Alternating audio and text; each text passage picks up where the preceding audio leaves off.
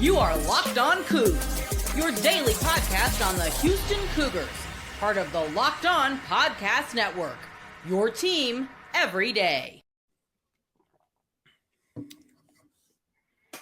Locked On Cougs, your host Parker Ainsworth, talking about Houston Cougar baseball, who surprised us in the middle of the night on Friday night. I say middle of the night because I was actually fast asleep by the time this game finished. I had to watch the replay. ESPN Plus is a great way to do that on Saturday. And basically, the only game we're going to talk about here extensively is the first game from Friday because Houston got beat pretty badly on Saturday and Sunday. Saturday, Houston lost 13-3. Sunday, they lost 13-1 and ended the game early. But on Friday, the Houston Cougars beat Arizona State, and what was, at least from a standings perspective, an upset of upsets, and from a way it played out perspective, kind of interesting one as well.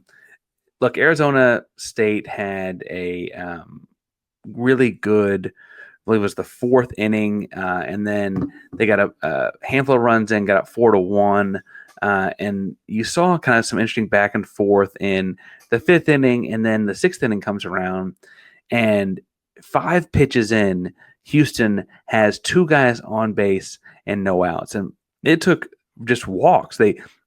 Arizona State hit Jimenez to open up the inning, took a fastball to the rib cage, and it kind of felt like that pissed Houston off a little bit. I'd say that they pissed Houston off a little bit. Next guy's a 4-pitch walk. The third batter, and I think it stands to reason that this might be an important play in that game, hits a slow roller to third and legs it out and gets to first base. So suddenly, Houston's got bases loaded, no outs, a total of 10 pitches into the inning. Houston ended up walking in a bunch of runs and ultimately end up winning that game 6-5. And so they win one, they peel one off Arizona State over the weekend. Arizona State is ranked number 2 in the Big 12 right now in baseball. And Houston's closer to the bottom. And so we'll take it, right? We'll take something on the road, especially playing on the desert. They've got big bats, et cetera, right? We're not going to talk about games 2 and 3 because that was not great. But after all of that, Houston still finds himself sitting at 10th, a half a game out of 9th place. And this feels important because that 8th, 9th game, they actually play each other the way the Big 12 bracket shakes down. And that feels winnable. If you get up into 9th, right, the 8th place team is Oklahoma State. You played them earlier this season and kind of had a weirdly competitive weekend with them. You beat them on Friday. There was no Saturday game for weather, and then the whole Sunday debacle where Whitting had the embarrassing, walk off the field slowly after he gets tossed kind of thing.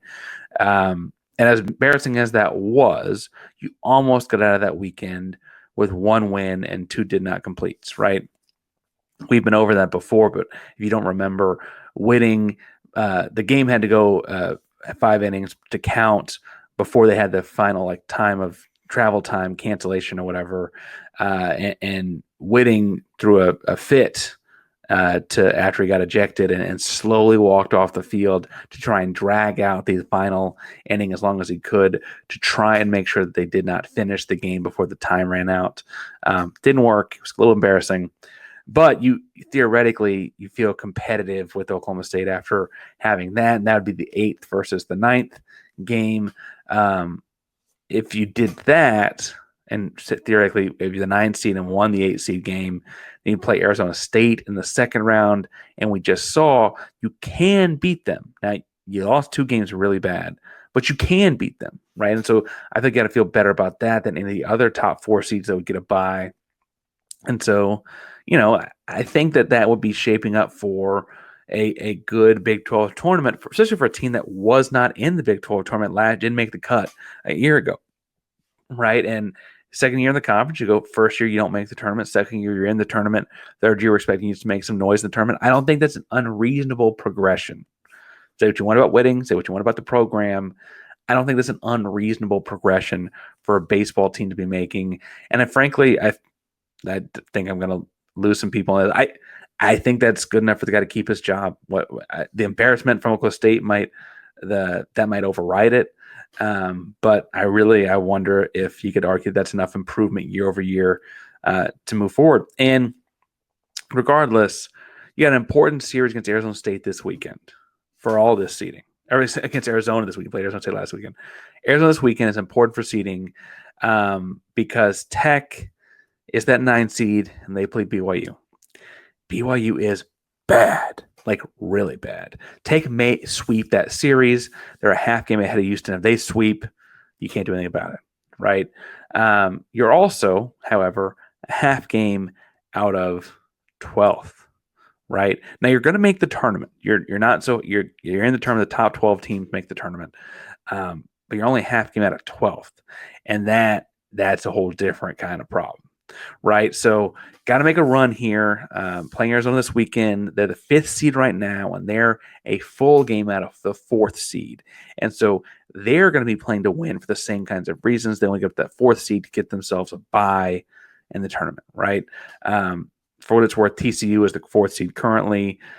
That didn't go so well when Houston played them the first time. Right, now if you lose to Arizona and Baylor sweeps a bad Central Florida team, you actually probably have to play Arizona again in the first round of the Big 12 tournament.